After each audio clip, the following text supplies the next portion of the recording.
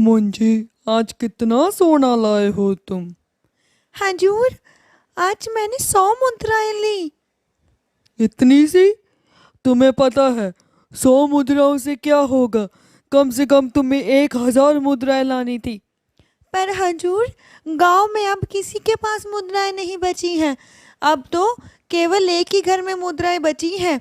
वो है पश्चिमी तट पर रहने वाला राजा। पर मुझे तो किसी भी तरह से कहीं से भी मुद्राएं ला के दो, क्योंकि तुम्हें पता है जब तक मैं सोना ना देखूं मुझे नींद नहीं आती है। विश्वनाथ अपने राज्य का सबसे अमीर राजा था, क्योंकि उसके पास इतना धन और सोना था कि वह अगर वो सोने का महल भी खड़ा कर ले तब भी उसके पास बहुत सोना बच जाएगा। बुढ़िया, ब्याज कौन भरेगा? और तूने पिछले सप्ताह में ही ब्याज नहीं दिया था। सरकार, मेरे बेटे के गुजर जाने के बाद अब मेरे पास कुछ भी नहीं है। कृपया करके मुझे माफ कर दीजिए। मैं आपका धन चुका दूंगी, पर केवल मुझे थोड़ा सा वक्त बिल्कुल भी दीजिए। नहीं। तुम्हें और वक्त? इतना वक्त मेरे पास नहीं है। सिपाहियों, कर लो कब्जे में इसकी काल कोठरी और इसके पशुओं को बेचकर जितनी भी मुद्राएं होती हैं वो जल्दी से लेकर आओ। जी हजूर, हम अभी जाते हैं। अरे सरकार, आपको पता है मेरे पास वही पशु है जिनकी वजह से मैं खाती हूँ। मेरे पर रहम कीजिए, आपके पैर पड़ती हूँ। अगर मैंने तुम्हें रहम कर लिया तो ऐसे तो हर कोई मेरे साथ यही करेगा। सिपाहियों, देख क्या रहे हो? चलो जाओ। विश्वनाथ बहुत ही कठोर स्वभाव का था। उसे केवल सोना ही चाहिए था और वह किसी की भी मजबूरी को नहीं समझता और था। अब विश्वनाथ के घर पर एक नन्ही सी जान ने कदम रखा था, क्योंकि अब वह एक बेटी का बाप बन गया था। बेटी देखने में बहुत ही सुंदर थी और नटखट तो बहुत ज्यादा थी। अरे ले मेरी बेटी क्या खाएगी और इसे कौन से वस्त्र पहनने हैं? मेरी बेटी का जो मन होगा इसे वही लेकर दोगे, क्योंकि ये मेरी राजकुमारी है। परंतु थोड़े ही समय के बाद विश्वनाथ का व्यवहार बिल्कुल ही बदल जाता है। दूर ले जाओ इस लड़की को मेरी आंखों के सामने से, वरना मेरे से कुछ अनर्थ हो जाएगा। बंद कर दो इसको एक कमरे में और कभी भी मेरी आंखों के सामने मत आए। मुझे पिताजी के पास जाना है और आप लोग मेरे पर ऐसे पहरा क्यों लगाए हुए हो? जाने दीजिए मुझे। महारानी, हम आपको बाहर नहीं जाने दे सकते, क्योंकि राजा जी का हुक्म है, आपको इसी कक्ष में रहना पड़ेगा। जिसकी वजह से विश्वनाथ की पुत्री सुशीला का व्यवहार दिन ब दिन कठोर होता जा रहा था, क्योंकि वह ना ही उस कक्ष से बाहर जा सकती थी और ना ही किसी से मिल भी सकती थी। ये क्या है? ये यहाँ पर क्या कर रही है? ले जाओ इसको मेरी आंखों के सामने से। अगर मुझे भोजन देना ही है तो मुझे इसके सामने भोजन नहीं खाना है। दूर हो जाओ मेरी नजरों के सामने से। मेरी क्या गलती है?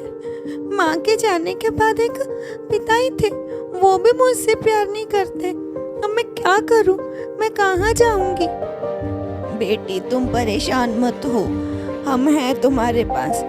पर मेरे पास तो ना माँ है और ना ही पिता है। मेरा क्या कसूर है अगर मेरी वजह से माँ चली गई इस दुनिया से? बेटी, तुम परेशान मत हो, तुम कुछ खा लो। चलो आओ, मैं तुम्हें बाहर बाग में घुमा लाती हूँ, उसकी वजह से तुम्हारा मन बहल जाएगा। ठीक है, मैं चलूंगी। ये फूल तो कितने सुंदर है, लगता है पिताजी ने अभी अभी लगवाए होंगे। और ये बाग में ये आदमी कौन है और ये ऐसे क्यों महल की तरफ देख रहा है?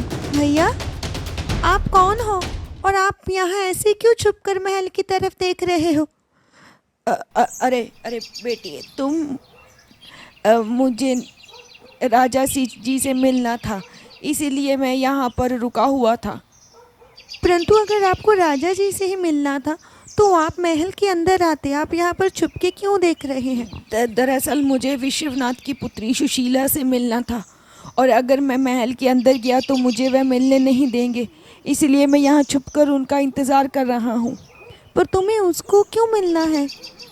क्योंकि मुझे उसको बहुत ही एक रहस्य भरी बात बतानी है, इसलिए मुझे उसी से मिलना है, किसी और से नहीं। दरअसल मैं ही हूँ उनकी पुत्री सुशीला। हो तो शुक्र है भगवान का कि मुझे तुम मिल गई। मुझे तुम्हें बहुत ही एक रहस्य वाली बात बतानी है। दरअसल तुम्हारे पिता, जो तुम्हें बिल्कुल भी देखना पसंद नहीं करते और तुमसे बात बिल्कुल भी नहीं करते, उसकी पीछे एक बहुत ही बड़ी वजह है। कुछ वर्ष पहले राजकुमार एक राज में गए थे। उस राज का नाम पुष्पराज था और वहाँ पर एक राजा रहता था, विवेक। विवेक बहुत ही अमीर था और उसके पास भंडार धन था, जिसकी वजह से विश्वनाथ के मन में लालच आया कि मैं उसे मारकर उसका सारा धन ले लूँगा। पर उसकी एक पत्नी थी और उसके 2 बच्चे भी थे। अरे सिपाहियों, ऐसा करो, तुम उस राजा को मरवा दो किसी भी तरीके से, चाहे बाहर और चाहे महल के अंदर। उसके बाद सारा धन मेरा हो जाएगा। जी राजा, आपने जैसा कहा वैसा ही होगा। अब आप बस तैयार रहिए वहाँ पर जाने के लिए। ठीक है।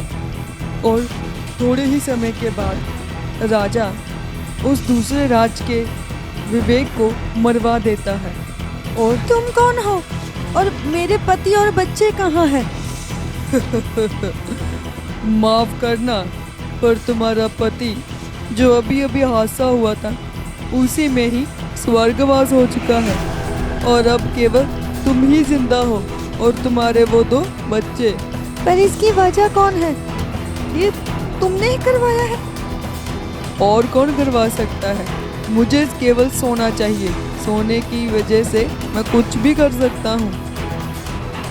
तुम्हारी वजह से मेरे बच्चे अनाथ हो चुके हैं। मुझे सारी उम्र अब एक विधवा के रूप में गुजारनी पड़ेगी। मैं तुम्हें श्राप देती हूँ कि तुम्हारी जब भी कोई औलाद होगी, अगर तुमने उसको छुआ तो वो सोने में बदल जाएगी। ये क्या कह रही हो तुम?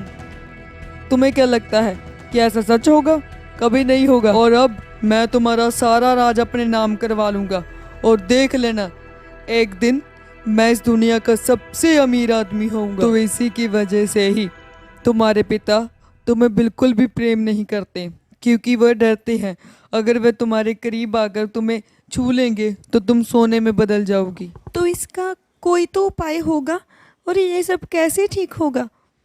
ये कभी नहीं ठीक होगा और तुम्हारे पास केवल एक ही रास्ता है कि तुम अपने पिता के पास जाकर उनसे स्पष्ट करवाओ और सोने में बदल जाओ। फिर ही तुम्हारे पिता को अपनी गलती का एहसास होगा और तुम्हारा पूर्ण जन्म होगा। तो वह वैसा ही करती है जैसा उस आदमी ने कहा होता है। वो जाकर अपने पिता से अपने आप को स्पष्ट करवा लेती है। अरे ये मैंने क्या कर दिया? मैंने जिस चीज को इतनी दूर रखा था आज वही हो गई। मेरे स्पष्ट करने की वजह से ये सोने में बदल गई। उस बुढ़िया की बात बिल्कुल सही थी। अब मैं क्या करूँगा? मैं कहीं का नहीं रहा। तो अब सुशीला का पूर्ण जन्म होता है और वह, पिताजी अब आपको पता चला कि हमें कभी भी जिंदगी में इतना लालच भी नहीं करना चाहिए कि हम अपने करीबों को दूर कर दें और कभी भी गलत राह पर चलकर किसी का नुकसान कर हमें अपना फायदा नहीं देखना चाहिए।